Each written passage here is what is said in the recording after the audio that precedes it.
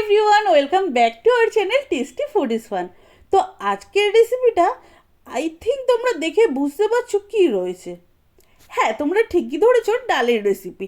But ডাল তো সবাই রান্না করতে পারে, তাহলে আমি কেন ডালের রেসিপি নিয়ে এসেছি? আরে দাঁড়াও দাঁড়াও, বলছি কি নিয়ে এসেছি। আজকে নিয়ে এসেছি শীতের খুব স্পেশাল একটা মেনু, যেটা গ্রামের দিকে খুব হয়, মূলো দিয়ে বিউলির ডাল। আর শীতের সময় এই রেসিপিটা বেশি হয়, যেহেতু এই সময় মূলো আর বিউলির ডাল খুব অ্যাভেলেবেল থাকে।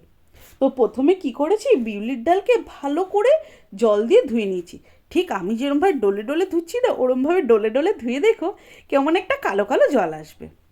তো তারপরে ধোয়ার পরে জল ঝরিয়ে নাও। জল না ঝরালে ভাজবে কি করে? হ্যাঁ, ঠিকই ধরেছো, মুগ ডালের মধ্যে এটাকেও না ভাজলে টেস্ট খুব একটা ভালো আসে না। সেই জন্য শুকনো খোলায় টেলে নাও ডালটাকে, আবার তেল ঢেলে দিও না যেন। এবার নিউ বিগিনার্সদের কাছে একটাই কোশ্চেন, ডাল ভাজা হচ্ছে কি করে বুঝবো? তো প্রথমে দেখো, ডালকে যখন কড়াইতে তোমরা ভাজতে দেবে তখন দেখবে একটু কড়াইতে লেগে লেগে যাচ্ছে। তারপরে নাড়তে চাড়তে দেখবে খড়খড় করে আওয়াজ হচ্ছে, একটা সুন্দর গন্ধ বেরোচ্ছে। তখনই বোঝা যাবে ডাল ভাজা হয়ে গেছে। এবার আসি অন্য কাজে, মূলো কাটতে হবে। হ্যাঁ, আমি নিয়ে নিয়েছি সাহেব মূলো। তোমাদের ওখানে কি বলে গো এটাকে? কমেন্ট বক্সে কিন্তু আমাকে জানিও এটাকে কি মূলো বলে, তাহলে আমিও শিখে নেব। তো এবার ডালের মধ্যে জল দিয়ে তারপরে মূলো কেটে ধুয়ে নিয়েছি, আর তারপরে দিয়ে দিয়েছি ডালের মধ্যে, যাতে একসাথে সিদ্ধ হয়ে যায়, তাড়াতাড়ি হয়। আর সাথে দিয়ে দিয়েছি সেদ্ধ হওয়ার জন্য অল্প লবণ। ব্যাস, তারপর আবার কি, ফুটতে দিলাম। তবে কড়াইতে ডাল সেদ্ধ হতে বেশি সময় লাগে, সেই জন্য তোমরা বিউলির ডালকে প্রেশার কুক করে নিতে পারো, এতে সময়টা বেশ খানিকটা বেঁচে যাবে।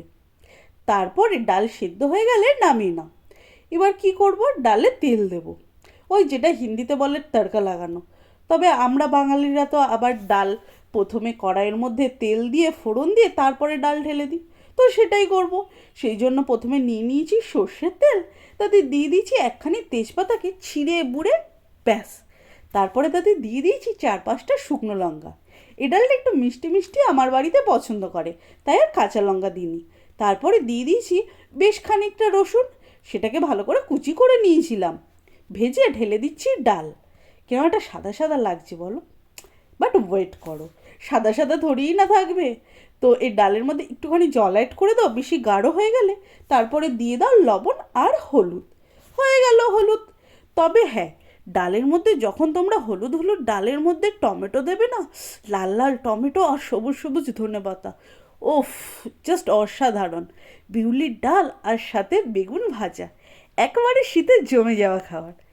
এরপরে আর কি, ফুটে গেলে নামিয়ে নাও, আর গরম গরম ভাতের সাথে এনজয় করো তোমাদের বিউলির ডাল। রেসিপিটা যদি ভালো লাগে বাড়িতে তো অবশ্যই বানিও। আর হ্যাঁ, আমাদের কমেন্ট বক্সে অবশ্যই জানিও কেমন লাগলো।